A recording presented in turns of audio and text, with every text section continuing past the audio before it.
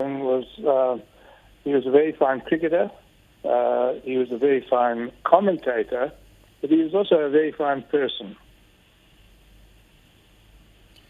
Now, obviously, there are many things that we don't know, Jackers, especially those of us that haven't had the chance to read his autobiography. What can you tell us about Jackers that is unknown to the common person?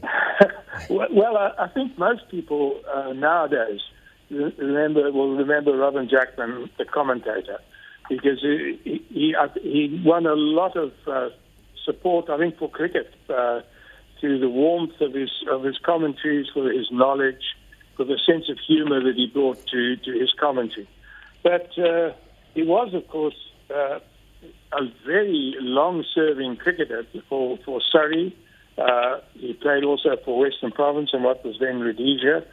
And he played in 4 Test matches for England. He played 399 first-class matches and took 1,402 wickets, which is an enormous number of wickets. It means that he must have covered hundreds or thousands of kilometres, running in tirelessly to bowl all the overs that was needed to do that. Well, he has been described as the Google of cricket, and that says a lot about him, doesn't it?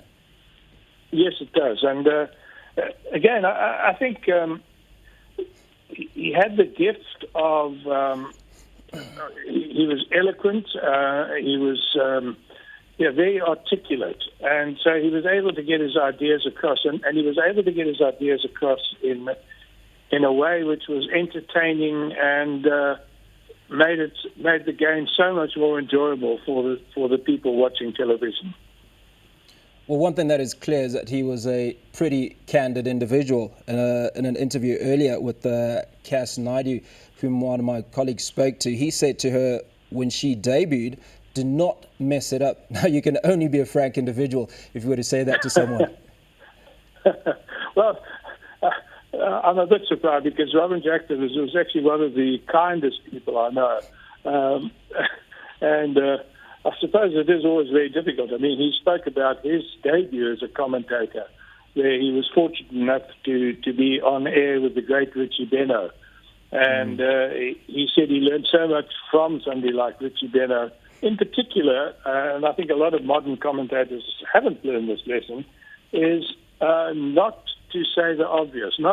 If you see the ball going past the bat, you don't have to tell the people the ball's gone past the bat. What they want is more analysis and a bit of background, and I think that was where he was so good.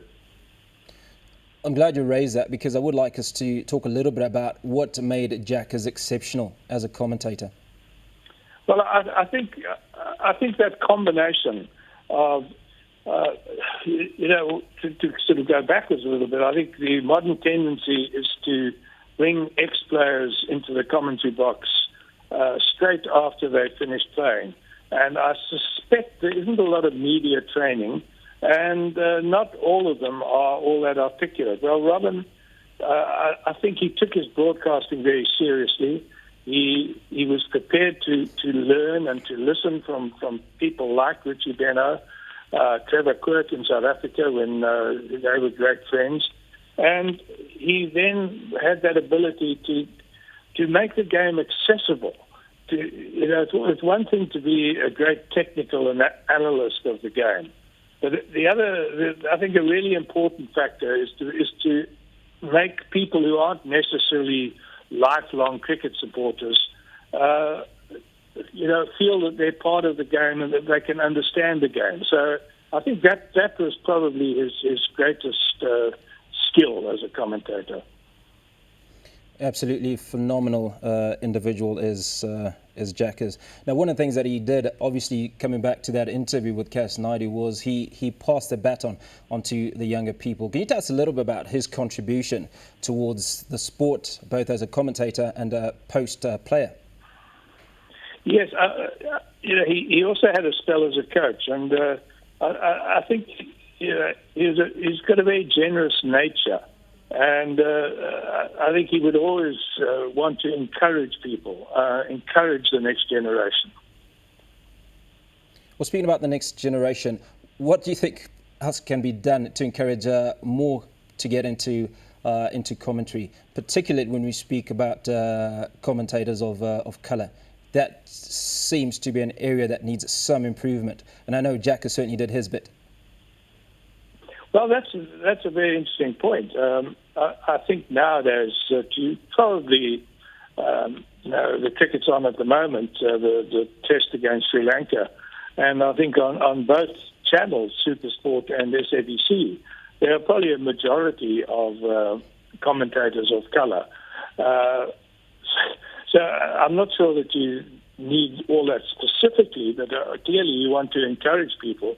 I'm just a little bit concerned as being maybe an old traditionalist that people who are, as I said, brought straight into the commentary box without any real training. And I think that I would like to see if there is a way of encouraging people, is maybe to get people into proper training sessions with.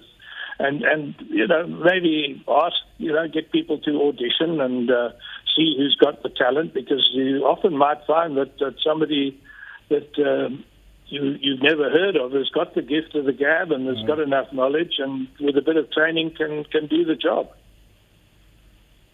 Now, Colin, before we let you go, South Africa are obviously starting that test today. What's your take on it? Any predictions? Well, at the moment, Sri Lanka are doing pretty well. The score is 185-3, but they've just suffered a very sad blow. As you started talking to me, Dananya De Silva, who's on 79 not out and batting beautifully, has had to retire hurt. He seemed to have suffered what seems quite a serious muscle injury and had to be helped off the field.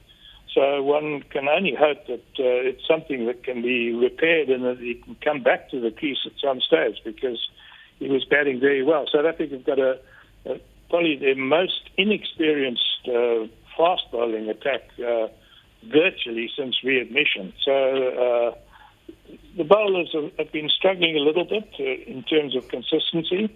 At the moment, the game's pretty evenly balanced, I would say.